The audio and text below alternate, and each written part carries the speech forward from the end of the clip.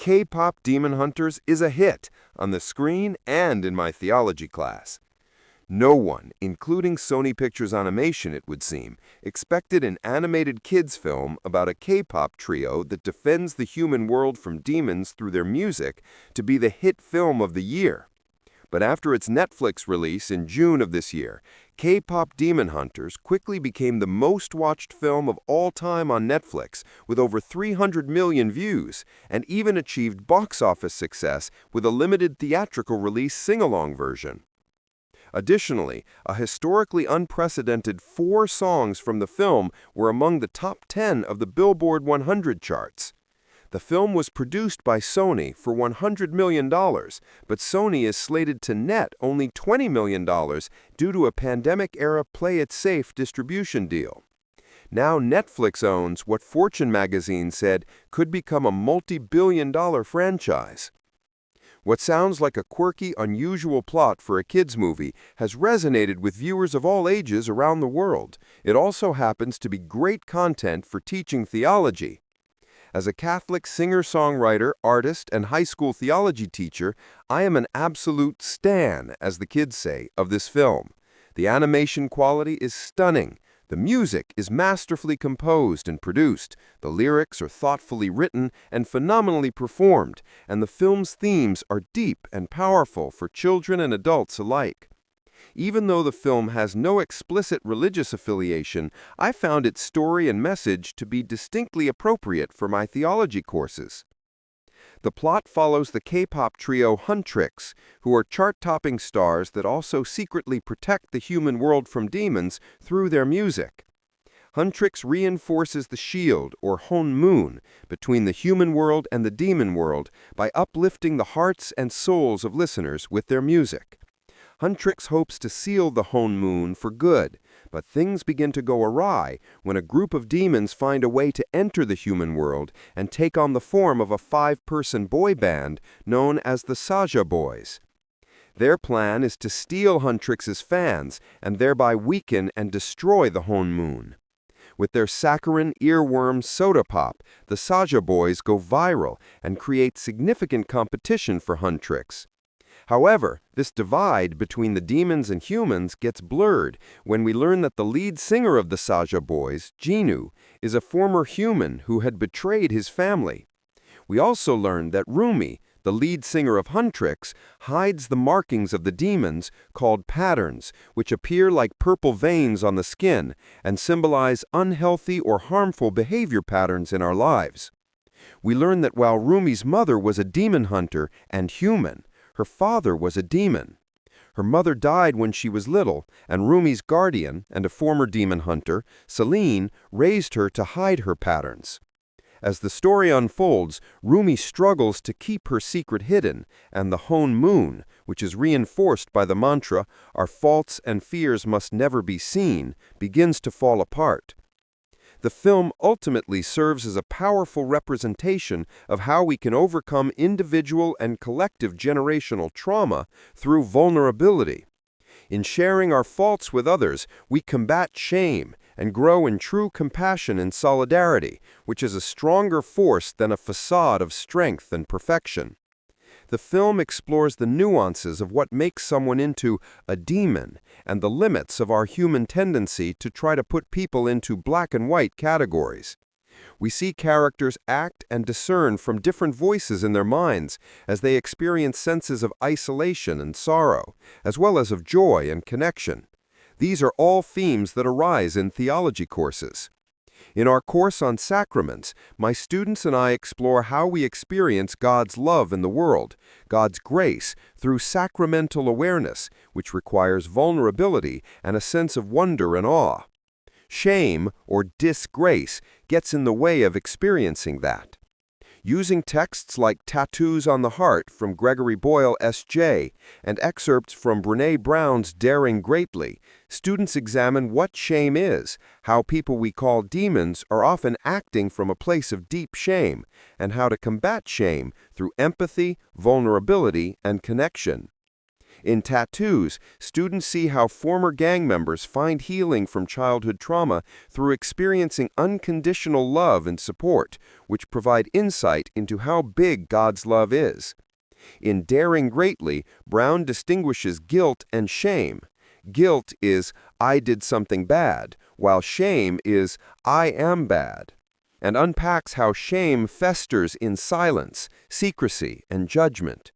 In K-Pop Demon Hunters, Rumi ultimately acknowledges her faults, accepts the parts of herself she cannot change, and breaks the silence, which in turn inspires others to do the same. In this, students can see a representation of a communal experience of grace. Theologically, we understand that trying to divorce our humanness from our holiness is an impossible task.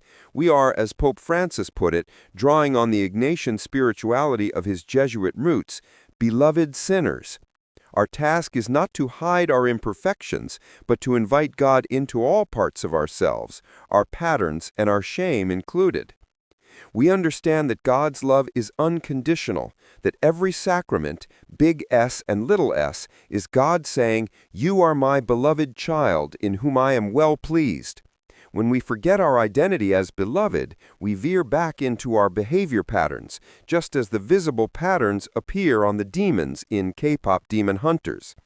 God doesn't withhold love when we sin or fall short of our true selves, but gently waits with open arms for us to return to God's embrace.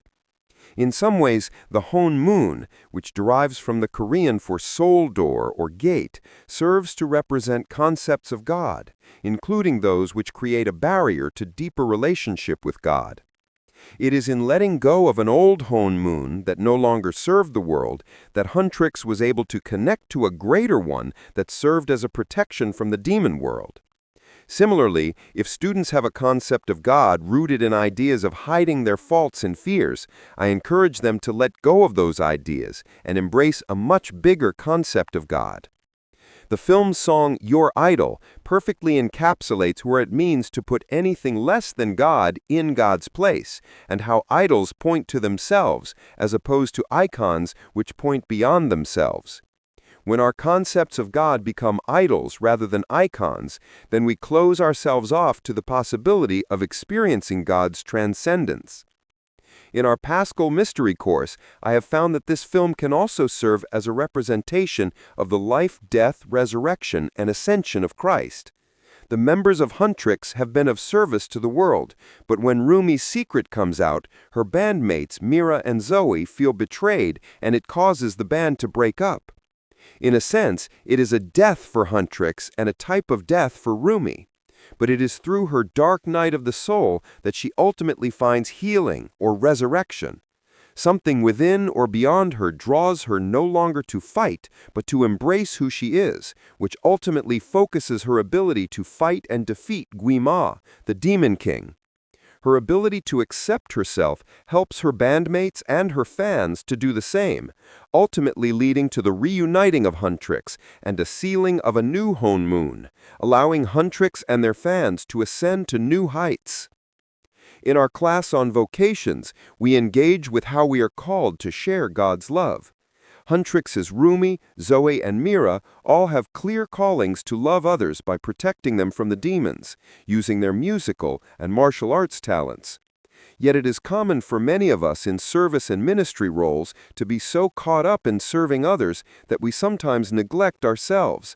It can likewise be common for teenage girls to have an easier time coming up with kind words to classmates than doing the same for themselves.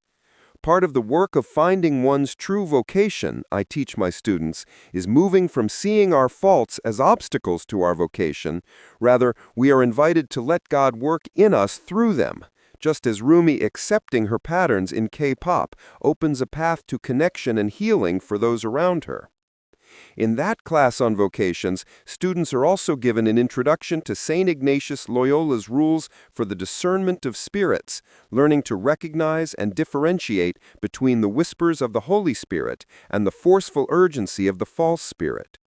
In K-Pop Demon Hunters, there are a number of scenes useful for depicting both easy and hard moments of consolation and desolation to help better illustrate these Ignatian principles. For example, we see Gui Ma, the Demon King, whispering half-truths to characters about their flaws and shame in their own voices, causing them to isolate and turn inward in hard desolation. Yet in the film's concluding anthem, What It Sounds Like, Rumi's voice soars as a herald of solidarity. We're shattering the silence, we're rising, defiant, shouting in the quiet, you're not alone.